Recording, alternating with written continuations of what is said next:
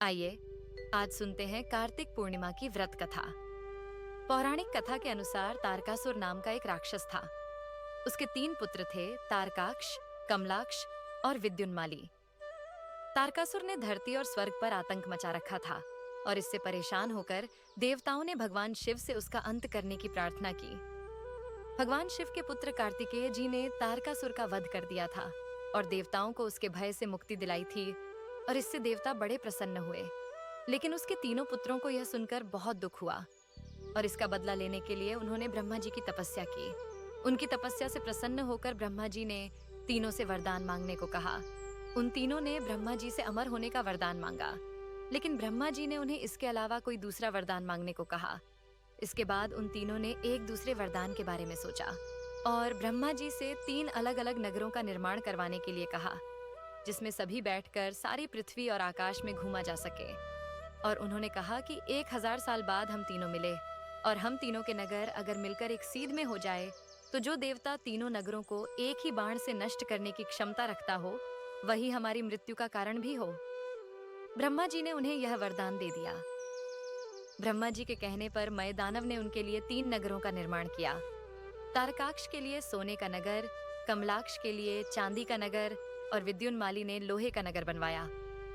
तीनों ने मिलकर तीनों लोकों पर अपना अधिकार जमा लिया।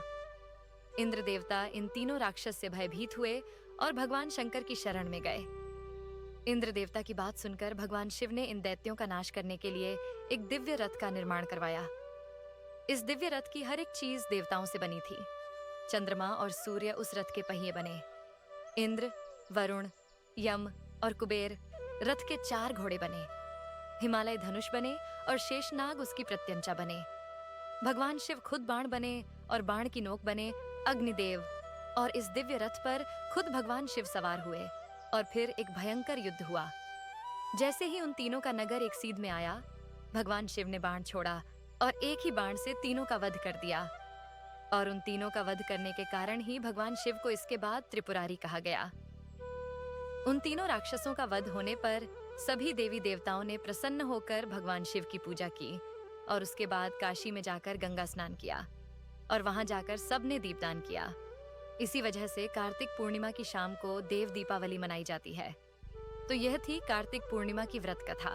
आइए अब सुनते हैं कार्तिक पूर्णिमा की एक और बहुत सुंदर कहानी। 4 चिड़िया थीं। चारों ने कार्तिक स्नान करने के बारे में सोचा। चारों गंगा में जाकर सुबह कार्तिक स्नान करती थी। कार्तिक पूर्णिमा के अगले दिन चारों ने सोचा, चलो खिचड़ी बनाई जाए। खिचड़ी बनाने के लिए एक चिड़िया चावल ले आई, एक चिड़िया दाल ले आई, एक घी ले आई और उन सभी ने मिलकर खिचड़ी बनाई। सबने सोचा कि पहले नहाकर आना चाहिए, फिर ही हम सब बैठकर खिचड़ी खाएंगे।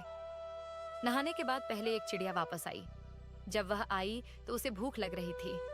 उसने देखा बाकी चिड़िया अभी तक नहीं आई थीं, तो उसने खिचड़ी की भाप ही खा ली और भाप खाकर उसे नींद आ गई। दूसरी चिड़िया आई तो उसने पानी पी लिया।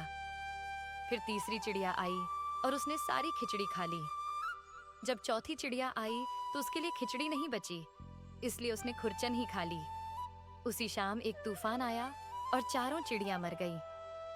अब अगले जन्म में जिस चिड़िया ने भाप खाई थी वह राजा के घर राजकुमारी बनी। जिस चिड़िया ने पानी पिया था वह कुम्हार की लड़की बनी। जिस चिड़िया ने खिचड़ी खाई थी वह ब्राह्मण की लड़की बन गई और जिस चिड़िया ने खुरचन खाई थी वह हथनी बन गई।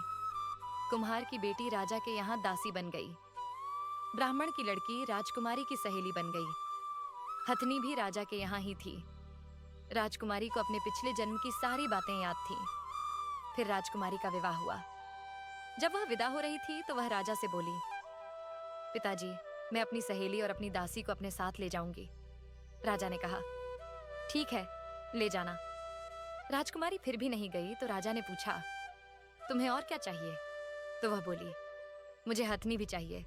राजकुमारी की इच्छा को सुनकर राजा ने नौकर भेजे और हथनी को लाने को कहा, पर हथनी उन नौकरों के साथ नहीं आई। फिर राजकुमारी खुद उस हथनी के पास गई और उसके कान में पिछले जन्म की सारी बात कह दी, जिसे सुनकर हथनी अचानक उठकर खड़ी हो गई। यह सब देखकर राजा और राजकुमार को बड़ा आश्चर्य हुआ। राजकुमार ने कहा, तुमने हथनी के कान में ऐसा क्या कहा कि वह एकदम से उठकर खड़ी हो गई? सच सच बताओ, राजकुमारी ने राजा और राजकुमार को सारी बात बता दी। राजकुमार ने कहा, क्या कार्तिक नहाने और गंगा स्नान करने का इतना फल होता है कि एक चिड़िया अगले जन्म में राजकुमारी बनकर पैदा हो? अगर यह इतना ही फलदायी होता है तो हम दोनों भी जोड़े से कार्तिक नहाएंगे और खूब दान पुण्य करेंगे। और फिर राजकुमार और राजकुमारी ने भी जोड़े से कार्तिक में गंगा स्नान किया।